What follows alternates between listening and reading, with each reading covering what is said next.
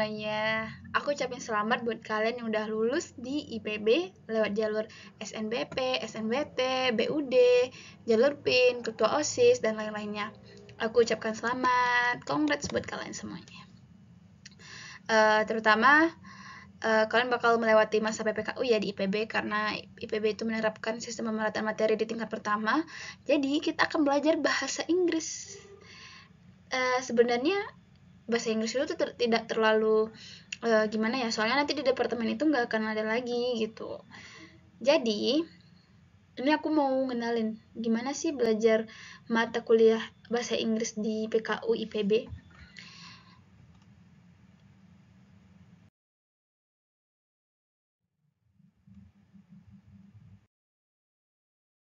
Nah, sebenarnya pelajaran bahasa Inggrisnya itu sama ya kayak kita di SMP sama SMA itu ada belajar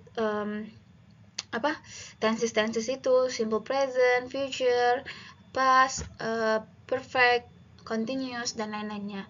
Kemudian cara pengucapannya dari responsi nantinya kayak kita baca teks gitu, nanti dibenerin sama dosennya gimana cara pengucapannya gitu. Terus ya kita harus memperbanyak kosakata ya biar kita dapat menjawab soal-soal bahasa Inggris gitu. Kemudian,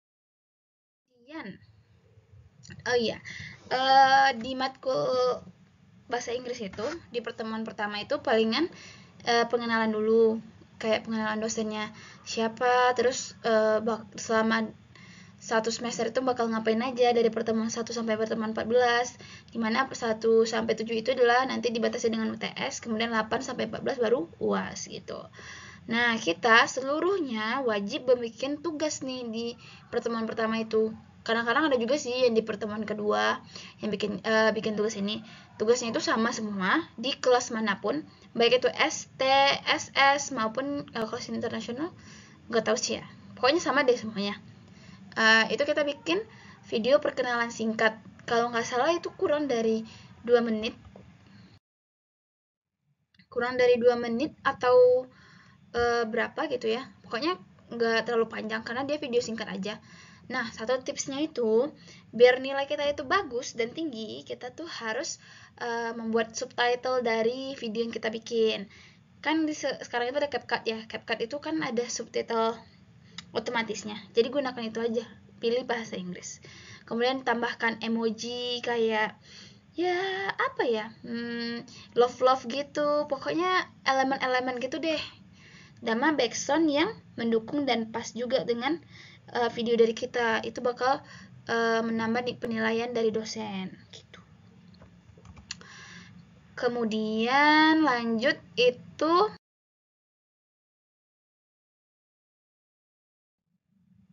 nah setelah kita bikin tugas di minggu keduanya atau di pertemuan ketiga, pokoknya antara 2 dan 3 itu, kita bakal ngadain profiling test. Namanya profiling test. Kalau dulu itu profiling test itu berbayar ya teman-teman. Tapi di angkatan aku itu nggak berbayar, gratis. Profiling test itu kita kayak ujian TOEFL atau IELTS, siapa yang pernah ujian TOEFL atau IELTS, dia itu mirip seperti itu, tapi lebih ringkasnya aja gitu. Dia nanti ada reading, tapi memang nggak ada speaking, nggak ada listening sih, cuma fokus ke reading doang. Dan aku rasa itu lumayan gimana ya, lumayan tricky juga bagi aku yang anak SMK ya gitu. Pokoknya kita akan ngadain profiling test. Kalau di zaman aku itu aku kan dapatnya di semester 1 ya, itu pakai exam IPB. Ya teman-teman aku bisa sih curi-curi buka Translate, ChatGPT, Bard dan lain-lainnya gitu ya. Ya gimana ya, kids zaman now di era yang serba digital, mereka semua lebih pandai gitu ya gitu. Tapi di teman-teman aku yang dapat di semester 2 itu bukan di exam lagi, apa sih namanya, pokoknya dia itu tidak bisa pengalihan layar gitu loh, jadi hanya bisa membuka satu layar.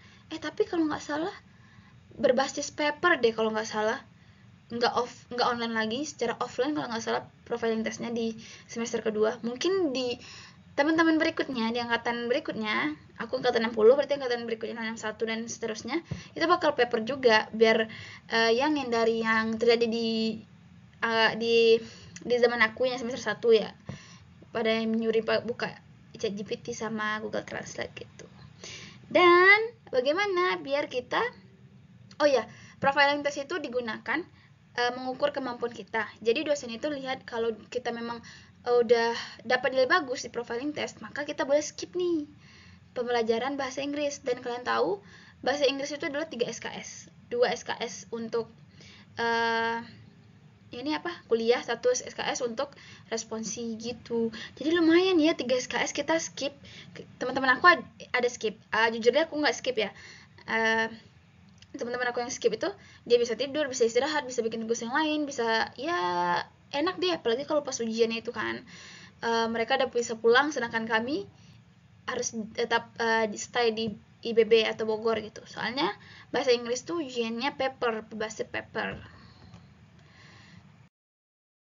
Nah, ini nih penilaiannya. Kalau kita dapat nilainya A, itu artinya lulus. Kalau AB, dia lulus bebas, dia bisa boleh ngulang, tapi juga boleh nggak ngulang, tapi tidak ada jaminan untuk mendapatkan nilai A gitu.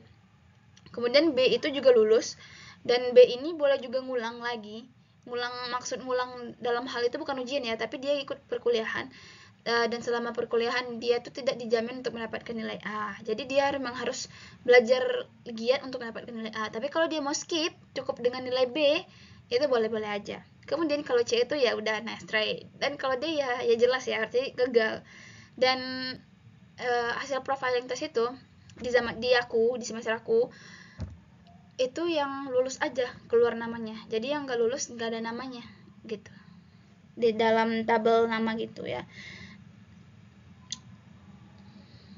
Pokoknya usahain deh dapat nilai A atau AB gitu, soalnya lumayan kan 3 SKS skip.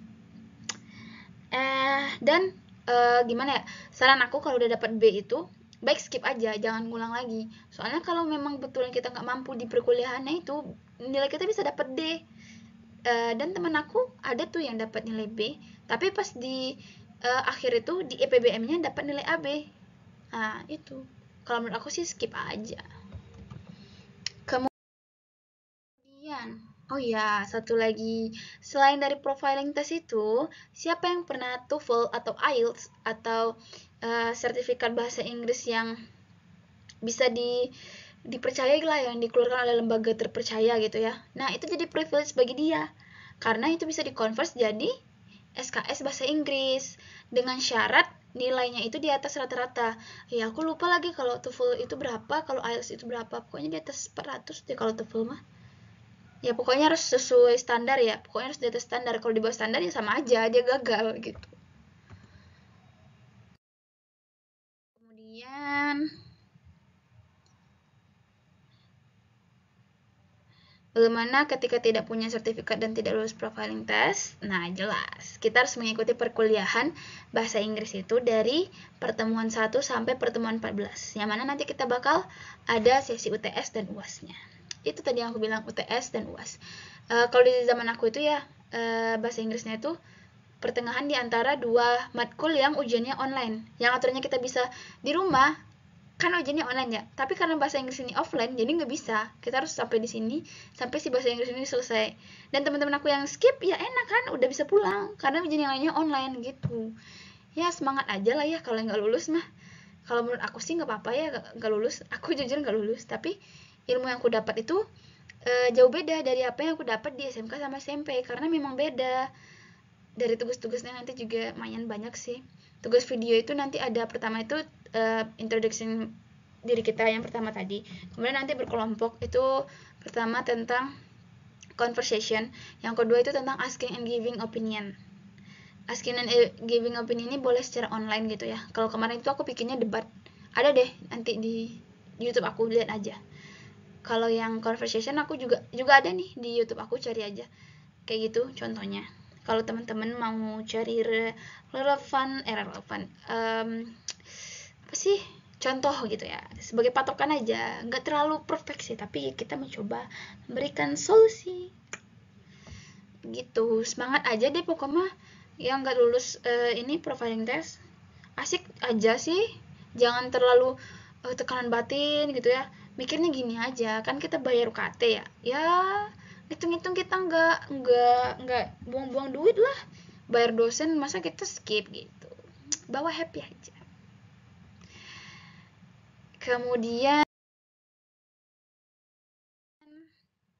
apa perbedaan antara yang skip sama yang kuliah? Yaitu yang kuliah mah ada tugas, ada UTS, ada ujian gitu-gitu ya. Dan yang lulus apa? Dia nggak ada ujian, dia nggak ada bikin tugas, dia nggak perlu datang, dia cuma cukup absen doang. Itu. Kemudian ya satu hal penting itu adalah yang kuliah itu dapat ilmu baru, sedangkan yang lulus itu ya kalau dia mau mah dia ngupgrade kan, tapi kebanyakan teman-teman aku itu ya pada manfaatnya itu untuk tidur gitu. Karena memang mungkin masa peralihan itu cukup berat ya, karena memang capek semester pertama itu. Nanti rasain aja deh ya. Itu deh sekian dari aku. Nanti aku bakal sharing juga tugas-tugas dari bahasa Inggris itu apa-apa aja. Kalau kalian juga punya pertanyaan atau bingung terkait apapun itu, kalian bisa DM ke aku, tanya langsung ke aku di Instagram aku. Ada di deskripsi box nanti ya. See you, semangat di PPKU-nya. Semangat buat kalian. PPKU itu sebentar kok, cair. Dan ingatlah departemen kalian 1 tahun itu bentar. Oke, sayonara.